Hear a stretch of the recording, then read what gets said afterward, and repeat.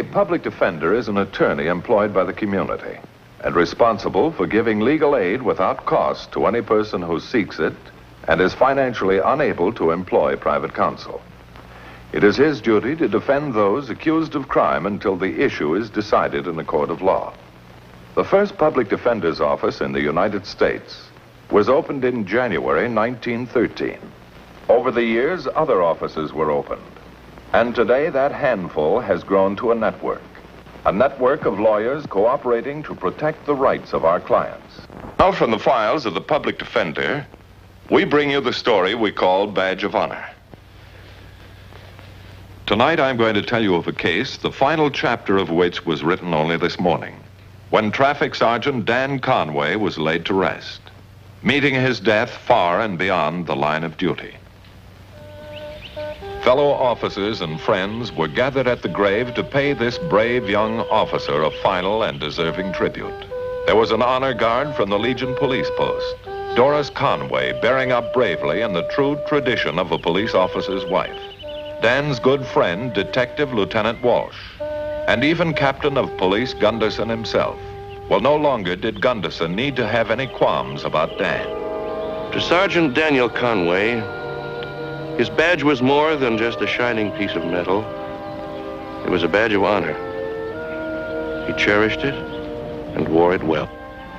The Lord is my shepherd, I shall not want. He maketh me to lie down in green pastures. He leadeth me beside the still waters. He restoreth my soul. He leadeth me in the paths of righteousness. The path of righteousness. Dan had found it. And I had been right about him all along. My faith in the boy hadn't been misplaced. The end of World War II had found Private First Class Dan Conway convalescing in a Normandy base hospital. And as he lay there, recovering from the tortures and undernourishment of a Nazi prison camp, he was thinking ahead, what he'd do when he got back home. And he knew he had a sympathetic confidant in the person of Miss Norton, a kindly and understanding Red Cross nurse. How's our policeman today? Doc says a month more should get me out of here. Well, that should make you happy. Have you written your wife the good news? Well, I started a letter, but began to feel a little bit groggy. Well, let me finish it for you. Just tell me what to say. Well, first I want to thank Doris for those books she sent me to help me pass my civil service exam. And after we thank Mrs. Conway for the books, anything more? Yeah.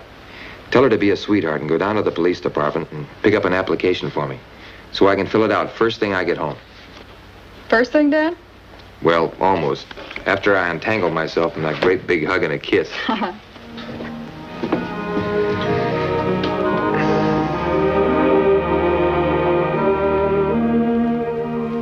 Oh, I've been promising myself this for a long time. Me too. Say, honey, Yes, dear? where's that application blank? Now, Dan, Well, I don't want to lose any time. you've got plenty of time. I just found out last week that there won't be another examination until June 1st. 6 months? I'll be the first cop with a long gray beard. It'll tickle, but I'll still love you. Oh, Dan, Mr. Johnson phoned, wanted to know when you'd be out. You can have your old route back. Okay, but just until June the 1st.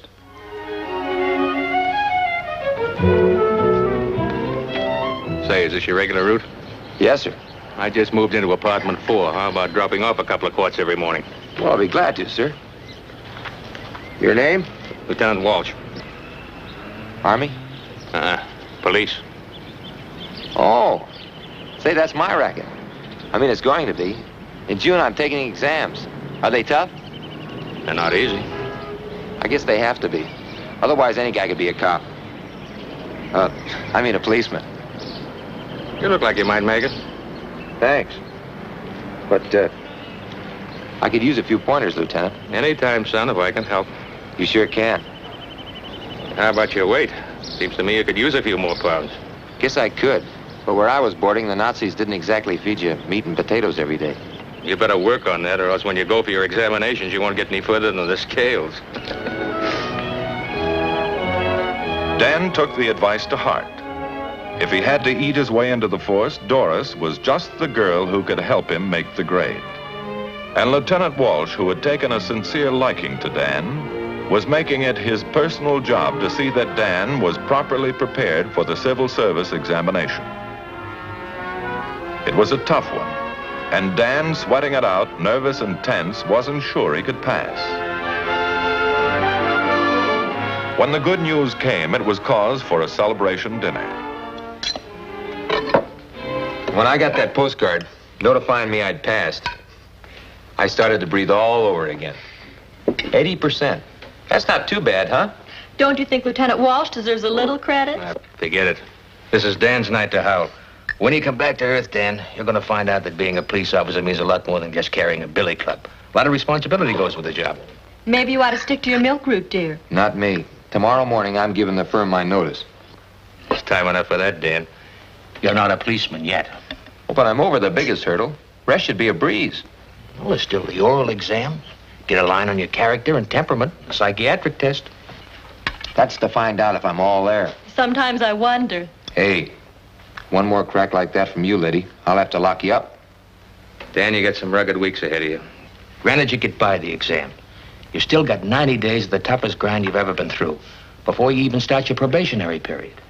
Oh, you haven't any cranberries, Lieutenant. Oh, thank you. Lieutenant Walsh was right, as Dan found out. There were track workouts until Dan wondered how much longer he could stand on his feet. Hours of grueling exercises in conditioning. Day after day at the rifle range to become expert in the use of firearms. And at last, a final dress parade in which Dan marched with a sense of real accomplishment. An important day to him. He had earned the right to wear the coveted uniform. You've worked hard for that badge, Conway. Now wear it with honor. Yes, sir. As division commander, I'll be keeping tab on you. And I'm a pretty tough officer. I've handled enough rookies to know all the answers. So watch yourself if you want me to turn in a good report. Yes, sir. You're being assigned to traffic, and your future on the force depends entirely on yourself. As you know, probation is 6 months. In that time, you'll rise or fall on your record. Just don't try to be too much of an eager beaver, like one of my rookies who gave out 35 tickets in one day. Badge-happy rookies don't last long. I understand, sir. On the other hand, there's no room for good Joes on the force either. There's a happy medium between overzealousness and gold-breaking. And I hope you have common sense enough to recognize it. Good luck.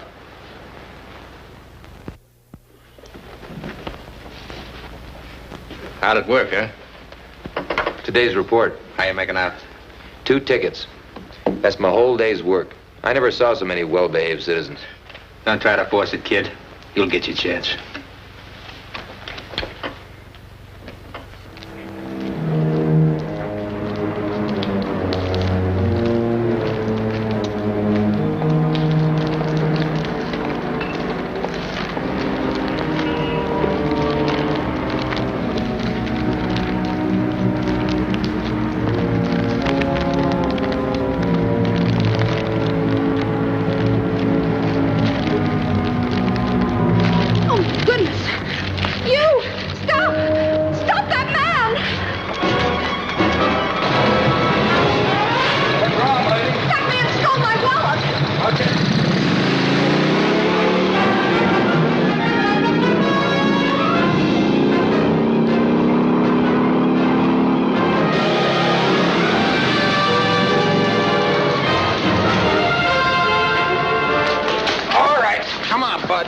Let's have that wallet. What wallet? Come on, give. Look, all I'm doing is minding my own business, and you come along and give me Knock nothing. it off, up against the wall. Go on. You ain't gonna find nothing. Told you I ain't got no wallet. Is this what you're looking for, officer? Yeah, where'd you find it, son? The guy tried to ditch it while you was chasing him. Okay, fella. Looks like we got a little date downtown. Well, oh, I'm so glad you caught him, officer. This your wallet? Yes, officer. What's your name, ma'am? Mrs. Mabel Wilson. You'll find it in the card right inside. What's your address, Miss Wilson? 964 Archer Place. May I have my wallet now, please? Thank you, officer.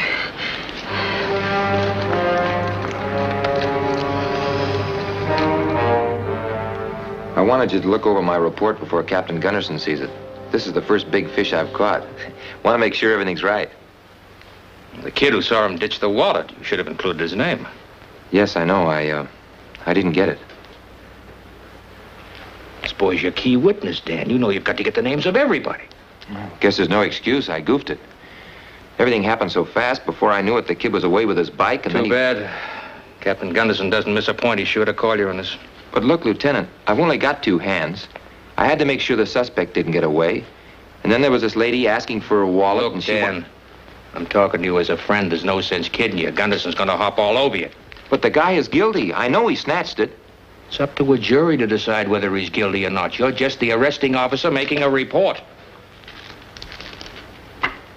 This report can wash me up, can it?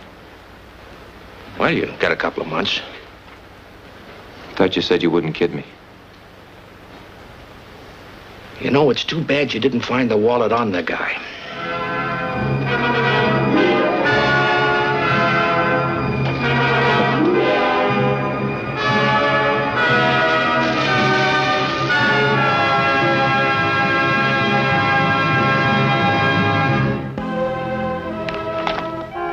Is something worrying you, dear?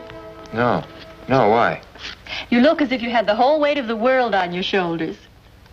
Just tired, I guess. And this was the night you were going to help me reline that kitchen cabinet. Some other time, Welcher. That's probably Lieutenant Walsh, and I'll bet you're not too tired for a gin game. Hi, Doris. Thought I'd just drop over and give Dan a chance to get some of his money back. Good. Maybe you can pull him out of the doldrums. Still thinking about that report, kid? Worry won't help. What report, Dan? Oh, it was just a pinch I made yesterday. I guess I forgot to tell you about it. Now, don't tell me you actually made a real arrest and kept it a secret. It's just a petty theft. Nothing world-shattering. But, Dan, I should think you'd be terribly excited. It'll help your record, and isn't that what you wanted? Who can that be? I'd like to speak to Officer Conway. Oh, I'm Officer Conway. I'm Bart Matthews, Public Defender's Office. This is Mrs. Conway. Hello. Mrs. Conway? And, Lieutenant Walsh. Lieutenant, I've seen you around headquarters. Oh, if this is police business of some sort, I think I should leave you men alone. I'll only be a few minutes, Mrs. Conway. It's about this fellow Brown, man you arrested yesterday. Our office is defending him, and we'd be remiss in our duties if we didn't run down every lead. Oh, certainly, sir. Well, won't you sit down? Thanks.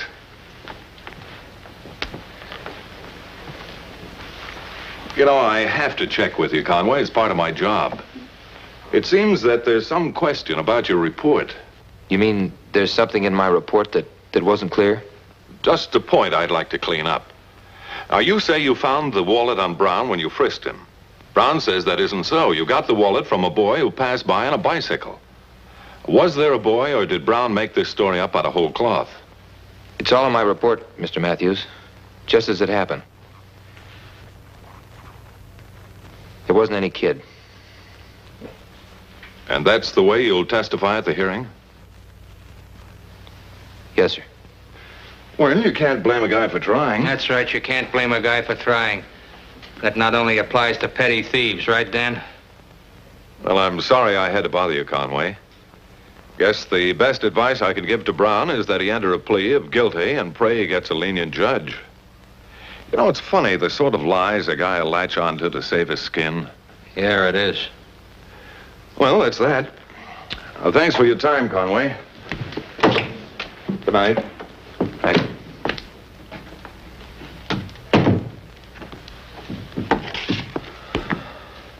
I know what you're thinking, Lieutenant. Why don't you say it? Think I'm a heel. That I don't deserve this badge. But I had a responsibility. Here was a guy that had stolen a wallet. And he might get off scot-free because of a little mistake of mine. It wasn't because you weren't thinking of yourself? Well, maybe that had something to do with it. But you told me yourself I was on a spot. What else was I going to do? Have Gunderson lay it on? Maybe can me? Do you want me to throw away a whole future all because of a little technicality? I wouldn't want your future now, son. Not while you've got to live with that little technicality and your conscience.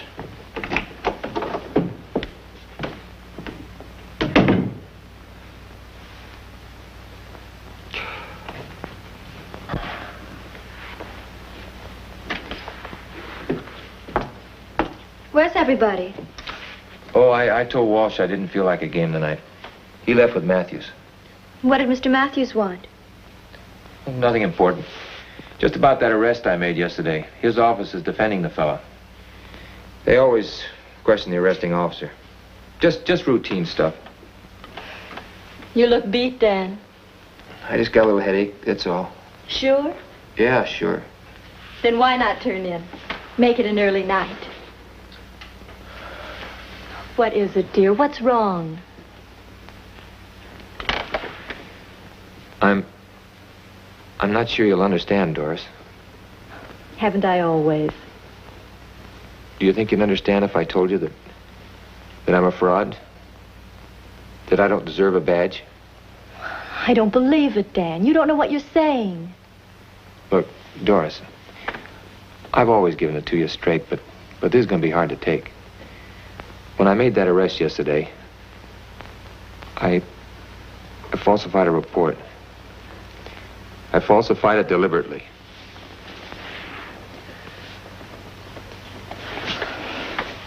But why, dear?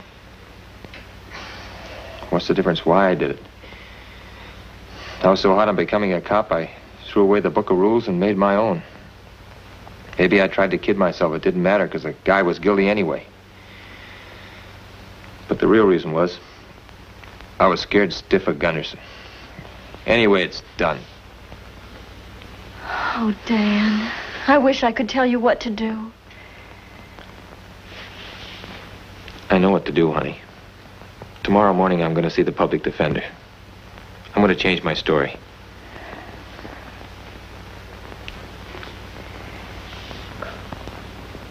What you've just told me, Conway, could finish your career. I realize that, sir. When do you plan to see Captain Gunderson? Right after I leave here, Mr. Matthews. Now, wait a minute. Let's think about this. Now, that doesn't mean I'm condoning this false report. Oh, I know that, sir. Since advice here is free and I give it out all day long, you mind if I give you some? I certainly could use it, Mr. Matthews. Well, I'd suggest you don't do anything. Just go about your work. Brown's preliminary hearing doesn't come up for a couple of days, so let me think it over, huh?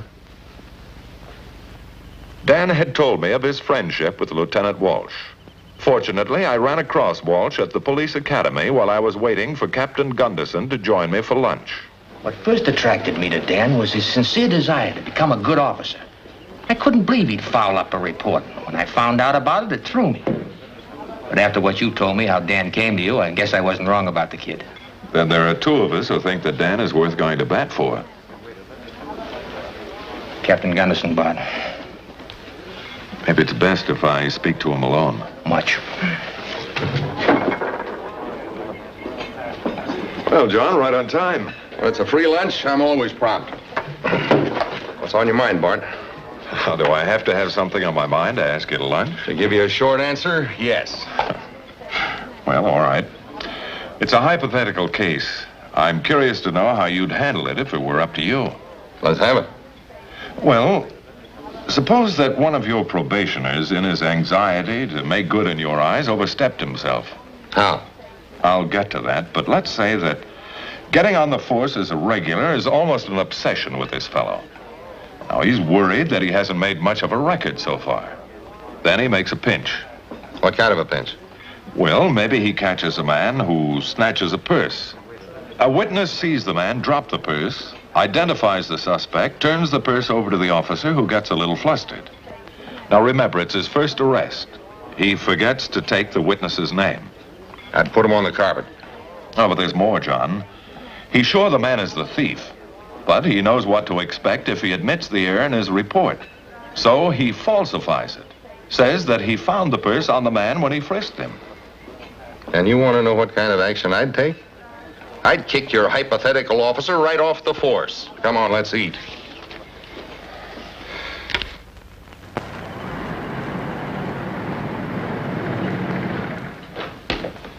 Hi, Bart. Hello, John. I asked you to come over today because I've got a hypothetical case for you. Oh, yeah? Sit down. Suppose in my spot, you get a memo from the DA that a case has been dropped in which one of your probationers had made the arrest. Let's say a pickpocket suspect is being sent back to Omaha for jumping parole. You follow me? Sure. So you give a final check to the officer's report. Your probationer's first pinch. Now, certain facts ring a bell. Makes you think of a luncheon conversation you had. In other words, putting two and two together, you're sure the report was falsified. What would you do? Well, I'm sure I'd look into the circumstances first. Let's stop shadowboxing, Bart. We're both talking about Dan Conway. Evidently, he falsified his report. And if so, he ought to be washed out. I suppose so, John, if you just want to go by the rules. But if you knew the facts... The facts are he's been derelict in his duties. Why are you so interested in him anyway? If Dan has made a mistake, no one knows it better than he does. Oh, I agree with you. If a wrong has been committed, it should be punished. But he's had his punishment. A punishment much bigger than you could ever mete out. A tortured conscience. So tortured that he came to see me on his own. And he would have gone to see you if I hadn't stopped him. Voluntarily, he admitted to me that he falsified his report, even though he knew that no one would ever discover his lie if he chose to live with it. Now, it took a brave man to do that, John, a big man. It showed character and respect for the uniform. Keep him on the force, and I'll underwrite him. We need men like that. All right, Bart. I'm sold. Thanks, John. You won't regret it. Now get out of here, will you, before you talk me into promoting the guy to a sergeant. But seriously, Bart, we can't overlook this thing entirely. Suppose I recommend 30 days suspension. Don't you think 5 days would serve the same purpose? Now I know why you're such a good public defender. Thanks, John. When Dan finally became a member of the force, there was a celebration. You cut the cake, Dan. You know, this is one day I'll never forget. And I've got you to thank for it, Mr. Matthews. I suppose some people might think, why all the celebration? Just another cop. But you're a very special one to me, Dan. And Dan Conway became a very special one to all of us, with a very special place in our hearts. As we laid him to rest, we all remembered how he had worn his badge with honor for 7 years. Then, 2 days ago, as he was driving home, he noticed a car wildly careening down the highway. In a matter of seconds, it would collide head-on with a school bus. Deliberately sideswiping it on his motorcycle, Dan Conway saved the lives of a dozen school children and gave his own. Ready. Aim. Fire. It's good to remember this story of Dan Conway. For too often we take for granted the courageous deeds of our police. The case you have just seen was brought to a fair and just conclusion through the efforts of a public defender.